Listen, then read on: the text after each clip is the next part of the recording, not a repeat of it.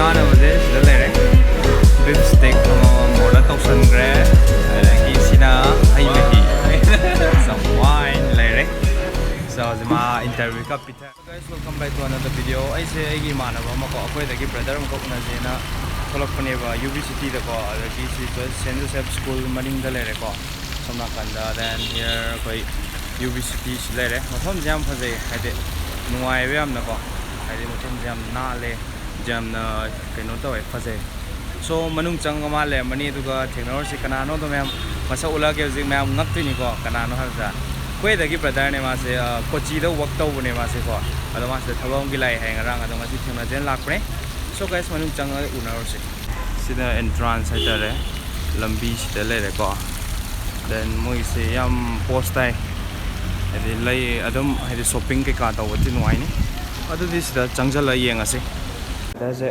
ꯁꯤꯒꯤ ꯃꯦꯡꯒꯣꯁꯤꯗ ꯂꯩ ꯆꯪꯁꯤꯜꯂꯁꯤ ꯑꯗꯨꯗꯤ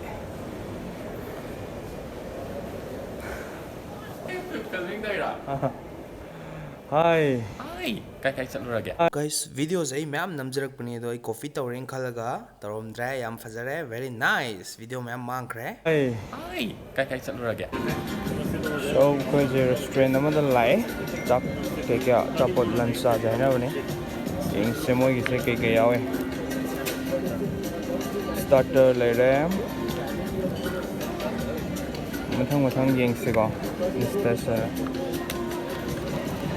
ꯂꯦꯠꯁ ꯁꯤ ꯑꯗꯨꯒ ꯑꯆꯥꯄꯣꯠ ꯑꯣꯔꯗꯔ ꯇꯧꯔ ꯃꯇꯨꯡꯗ ꯑꯆꯥꯄꯣꯠ ꯑꯣꯏꯅ ꯎꯠꯁꯜꯂꯛꯑꯒꯦ ꯁꯤꯗꯤ ꯀꯨꯏꯔꯅꯦꯕ ꯑꯩ ꯒꯥꯏꯁ ꯑꯩꯈꯣꯏ ꯂꯩꯀꯥꯏꯗꯒꯤ ꯕ꯭ꯔꯗꯔꯅꯤꯀꯣꯁꯦ ꯃꯌꯥꯝ ꯍꯥꯟꯅ ꯈꯪꯗꯕꯁꯨ ꯌꯥꯎꯔꯝꯅꯤ ꯑꯗꯨꯒ ꯉꯁꯤ ꯑꯩꯈꯣꯏꯅ ꯁꯨꯃꯥꯏꯅ ꯄꯨꯜꯂꯝꯃꯤꯁꯦ ꯉꯛꯄꯁꯨ ꯌꯥꯎꯔꯝꯗꯣꯏꯅꯦ ꯃꯤ ꯉꯛꯄꯁꯨ ꯌꯥꯎꯔꯝꯅꯤ ꯑꯅꯤꯁꯤ ꯀꯃꯥꯏꯅ ꯄꯨꯜꯂꯝꯃꯤꯅꯣꯅ ꯑꯗꯣ ꯃꯥꯁꯦ ꯀꯣꯆꯤꯗ ꯕꯦꯁ ꯇꯧꯔꯒ ꯏꯟꯗꯁꯇ꯭ꯔꯤ ꯋꯛ ꯇꯧꯔ ꯂꯩꯕꯅꯦ ꯍꯥꯏꯗꯤ ꯐꯦꯁꯟ ꯏꯟꯗꯁꯇ꯭ꯔꯤꯗ ꯑꯗꯒꯤ ꯑꯩꯅ ꯕꯦꯡꯒ꯭ꯂꯣꯔ ꯂꯩꯕ ꯃꯥ ꯕꯦꯡꯒ꯭ꯂꯣꯔꯗ ꯀꯣꯏꯔꯛꯑꯦ ꯃꯥꯒꯤ ꯋꯛ ꯈꯔꯒꯤ ꯑꯩꯈꯣꯏꯅꯤꯁꯦ ꯃꯦꯗꯞ ꯇꯧꯔꯦ introduce ꯇꯧꯁꯜꯂꯛꯑꯣ ꯑꯩꯈꯣꯏꯁꯦ ꯌꯥꯏꯔꯤꯄꯣꯛꯇꯒꯤꯅꯦ and ꯀꯩ ꯍꯥꯏꯗꯣꯏꯅꯣ ꯌꯥꯏꯔꯤꯄꯣꯛꯇꯒꯤꯅꯤ ꯑꯩꯒꯤ ꯃꯤꯡ Samson Lei ꯑꯗꯨꯒ ꯑꯩꯈꯣꯏꯁꯦ ꯈꯪꯕꯨꯗꯤ ꯈꯪꯅꯕ ꯑꯗꯨꯒ ꯌꯥꯝꯅ ꯀ꯭ꯂꯣꯁ ꯑꯣꯏꯅꯕ ꯅꯠꯇꯕ ꯑꯗꯣ ꯑꯩꯈꯣꯏꯁꯦ ꯐꯦꯁꯕꯨꯛꯇ ꯁꯤꯌꯥꯔ ꯇꯧꯔꯦ ꯂꯩꯀꯥꯏ ꯑꯣꯏꯕꯅꯤꯅ ꯑꯩꯅ ꯑꯍꯥꯟꯕꯗ ꯃꯥꯁꯦꯀꯣ ꯏꯃꯨꯡ ꯃꯅꯨꯡ ꯑꯣꯏꯗꯣꯏꯅꯦ ꯑꯩꯅ ꯑꯍꯥꯟꯕꯗ ꯃꯥ ꯊꯦꯡꯅꯔꯛꯇꯣꯏꯁꯦ ꯌꯨꯇ꯭ꯌꯨꯕꯇꯩ ꯊꯦꯡꯅꯔꯛꯇꯣꯏꯅꯦꯕ ꯃꯥꯒꯤ ꯏꯟꯇꯔꯚ꯭ꯌꯨ ꯑꯃ ꯊꯦꯡꯅꯔꯦ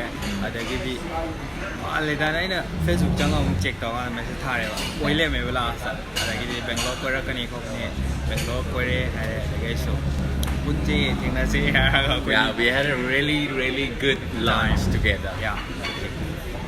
So hꯧꯖꯤꯛꯀꯩꯗ ꯋꯛ ꯇꯧꯔꯤꯅꯣ ꯅꯪꯒꯤꯁꯦ ꯑꯩꯁꯦ film industry ne even fashion as well.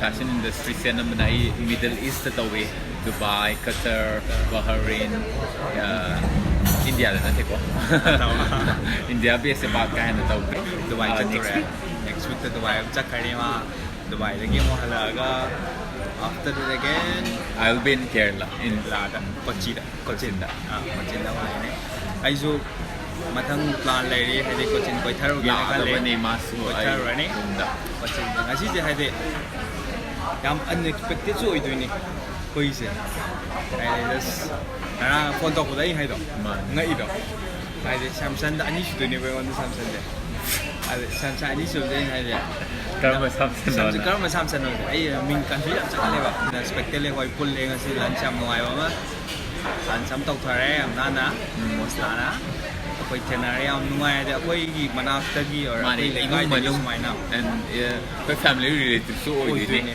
ada ai ke lagi mi ni Samson je masak mun na khange ba khumra phasana khange ba moina hambra ma je to ma da popular ba ado hai Samson je popular ora mina Samson kai de no hanga mani definitely kai de gi even mani kum cham am la mani ba ai mun kum cham am la ba Samson masak khang Samson kai de no hai ni kui ju chok thuk chani ai ni se tin no ai si quay thao rồi xem bye guys khoi ni ki chana baje sida le re beef steak amam order tausanre adagi sina hai mahi some wine le re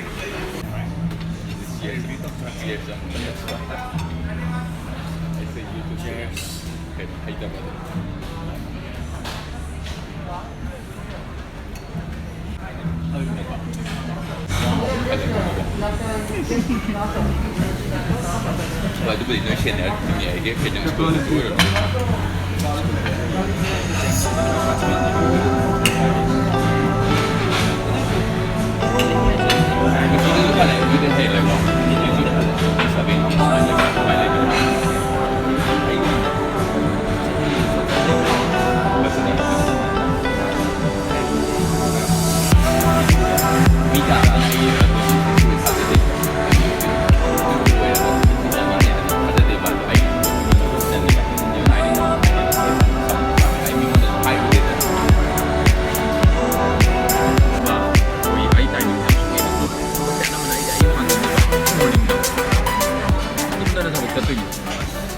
Wani itu deh.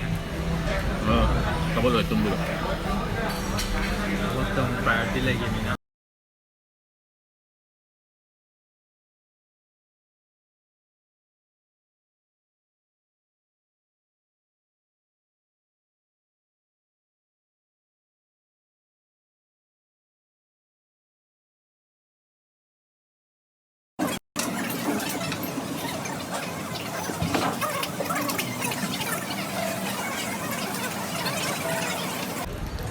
Ito ka tore.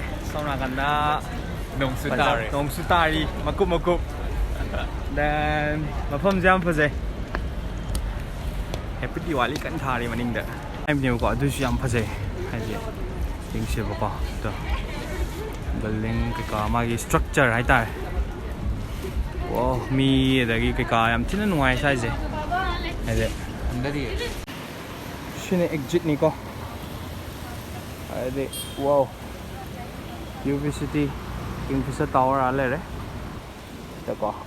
then here inside different brand ma'am Lagos da like Mango, Louis Vuitton, everything here inside the video na madam theatre. Okay, street tong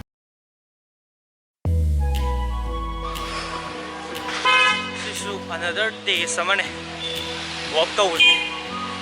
Any song walk toes try to find that. I don't know if I take it from the late trade.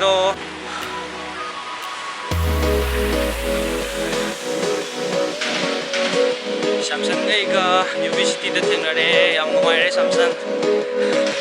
I think I'm out na sudden plan ko when you know them. Thank you so much and thank you so much for